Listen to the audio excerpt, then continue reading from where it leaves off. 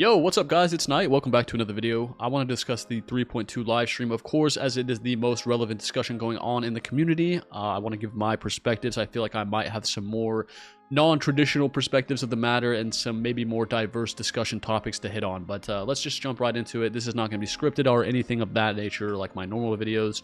I'll simply just be discussing my opinions and how I feel about this. Look, I have been heavily thinking over the last 2 days, heavily contemplating whether or not I will continue to play HSR. You know, it's not that deep. It really isn't, honestly. I'm going to just go ahead and preface this. Like, in all actuality, it is simply just a passive in a game, right? There have been passives in many games, right? And how does this one differ though? This passive is a revive mechanic that has been given to a DPS centric character. In traditional games, we've seen that a passive is added to a pertinent character, or the type of passive that is added to a character accentuates the existing kit that they already have. This is something that very much worries me because I feel like if they're able to or willing to break the norms of conventions that are already in place for turn-based games, what is off the table, or what could be off the table theoretically, right? Could we see a power creep direction going as far as shattering the rules of, you know, turn-based implication, right? Or turn-based mechanic rather. Can we maybe potentially see a character in the future that breaks these norms and decides that it wants to act whenever it wants to act? You know, there is a plethora of options that the company can take to further increase this power creep, or not even just power creep, right? It's just the dynamics of the game and breaking norms and convention, right? So Castorice in her own right represents just a blatant disregard towards structure in the game and traditional structure in the game, and it shows that they're willing to move to a new direction to achieve, you know, more sales or whatever it may be. But if we're in 3.0 and we're already breaking turn-based norms, then what else could go wrong? You know, what else could we see happen next? And then Tectone already kind of touched over it a little bit yesterday or the day before, whenever this comes out. But you know, every time they add an element of power creep attached to a passive, which they plan to do because there's a menu for it, there is going to be a FOMO opportunity attached to that. So every time that you do miss out on a passive, your overall account power will be worse than that of another player's. Now, it is a PvE game. I am very much aware of that, but it is a PvE game that is designed to sell characters, and it has done so very well, and people do not care. So the same argument of being PvE goes both ways, right? Oh, it's a PvE game, so the power level doesn't matter. Right, it doesn't, but it's a PvE game, and the power level doesn't matter, so why do people spend thousands and thousands of dollars on the game? Maybe that's the minority, but there are people that do that. And why do they gross millions of dollars selling characters? And oh, it's just a PvE game, right? So this argument goes both ways. The fear is that all of these passives that they continue to add, how can you keep up as a player, you know? Now, at the end of the day, you know, it is just a passive being added to a video game or a game that is PvE centric. However, I do want to really get this out there that, you know, it is just a game, right? You know, there is no reason to be so mad, of course, right? But it isn't just a game. It is a hobby, and people are spending their time on this game.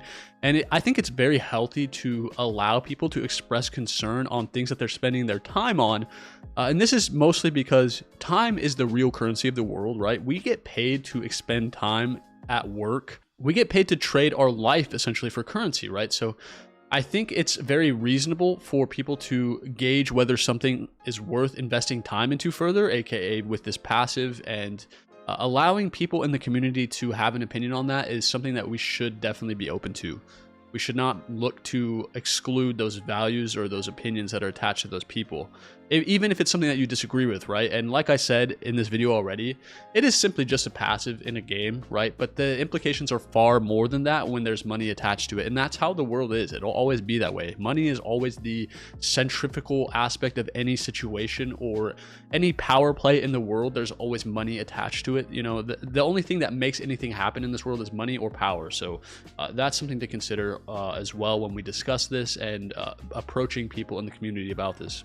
Now, I kind of wanted to discuss like what we're seeing here and what it could be as far as the future of HSR goes.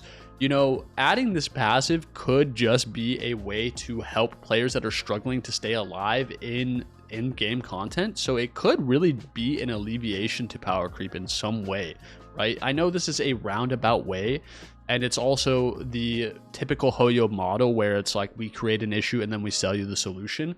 But at the end of the day, you know, it could be just that in itself, right? Now, people that are already clearing the game or already one cycling the game even, they don't really need this revive, so it's not that big of an issue. So Castorice herself may not really be that deep. However, it's where they go in the future with this. If we add overall crit rate, crit damage to characters, and that same effect carries over as well. Like players that are already easily clearing the game, they probably won't need some of these passives, but there are some that will really be the cherry on top, right? So, and my main concern with that is like, it could be a solution, but it's a solution to something that they caused, right? And yeah, so it also just inherently adds more value to a character than a traditional character that's already been released, which they're already struggling to keep them relevant. We already have to see them be buffed in this this next patch, I believe, 3.3. So we'll see how that fares for the older characters of the game, as that is something that I've already expressed concern on. And I think a lot of us really care about the purchases that we've made in the past, and we want them to be relevant going forward. But, you know, as far as that goes, I guess this is part of the nature of a gacha game, you know. But it's unfortunate. It is unfortunate.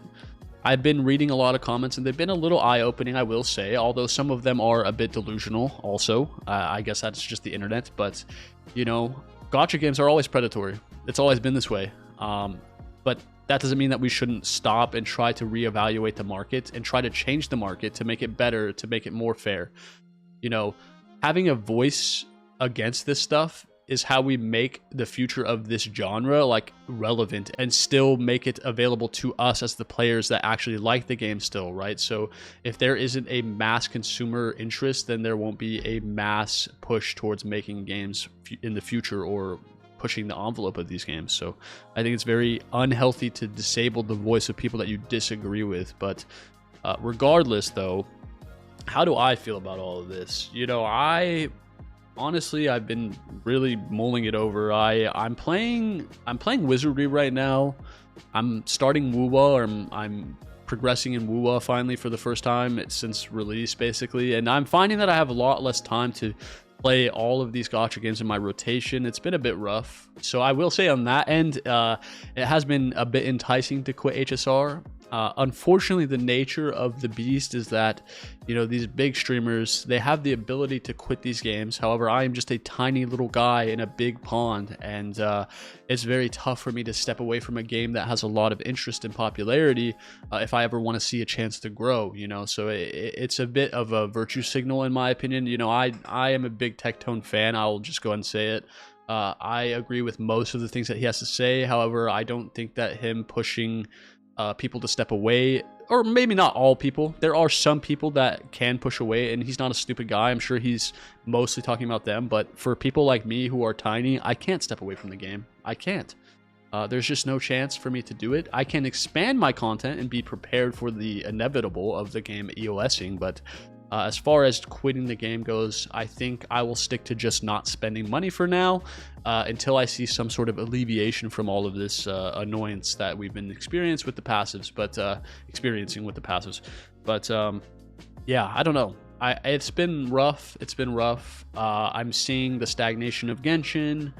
I'm seeing ZZZ kind of die or fail. It's not dying, I guess, but it's really just not living to its utmost potential. And HSR is, you know, taking very, very controversial routes, and it's just a tough time to be a Hoyo simp or a Hoyo player right now. But you know, it is what it is. Again, I feel like I want to see what they do with these old characters, with these 1.0 characters or these 2.0 characters, and see how they can kind of make them relevant again. But I guess the main thing that really bothered me or really struck a chord for me was that they just ignored the whole situation. They really kind of just walked through it, breezed through it, you know, easy breezy, beautiful cover girl. That's what I need for this fucking heckin' chonker here right now. But look, guys, they're dangling rewards in front of us like we're morons, and that has to strike some sort of anger to you. I mean, at the very least, just acknowledge it, or like say, hey, we know it's been controversial, but here's our thoughts on why we're doing it. I mean, I'm not sure why it's so tough for game developers to just say, hey, this is what we're thinking. You know, maybe we're wrong, but just give us a chance to show you that this is our, you know, our thoughts on it. But maybe they don't have any thoughts on it. I don't know. And that's where the discontent for me comes in, is that, you know, the developers are not aware of what they're adding to the game and the impact that it'll have on the game. I don't know why I can't talk right now, but and I've dealt with this for a long time, being an esports player or an ex-esports player, but the developers just losing touch with the game and not really playing the game themselves, and it's very evident or apparent, and it creates a lot of issues for the player, the active player that actually cares about the game, especially for those that are passionate, you know, and a lot of the outspoken ones are passionate, and you need to let passionate people be passionate. You can't hold a box around fire, you know, it's going to burn. And it's going to cause an even bigger issue, right? Passionate people are upset because they care about the direction of the game, and they care in ways that they feel is more than the developer at sometimes, and that's where a lot of the frustration comes from. But you know, at the end of the day, it is just a game, but it's very important to consider where you're putting your time, because time is money, right? And time is your life. You're putting your life into it, so you know, you want to enjoy the game, and I feel like it's okay for some people to not want to feel like they're being taken advantage of by the very thing that they're supposed to be having fun on. So yeah, I just as we enter the new war, I want us to all just remember that there are differencing sides, and there are relevant topics on both sides, or relevant points on both sides, and you know, be reasonable. But I'll continue to play HSR for now. I'm very, very, very ready to step away from the game if, you know, need be. So I don't have a true attachment to the game. I do kind of enjoy 3.0 story, but it is what it is.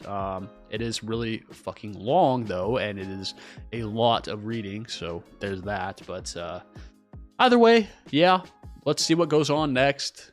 Keep your head straight, guys. I have to say, though, it is ironic that anything Castorice touch dies, right? Just like in the lore, but you know, let's just wait and see where we go from here. You know, unfortunately, the North American market is not really the most prevalent market for the game, and if there is discontent in this area, I feel like it will be mostly ignored. But at the end of the day, though, guys, you know, let's just be reasonable. Let's enjoy our mediums, but not let our mediums take advantage of us. We should have some respect for ourselves, right? That's really the key thing here.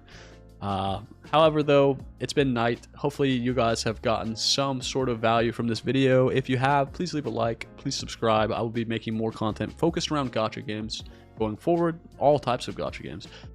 Anyways, peace out, guys.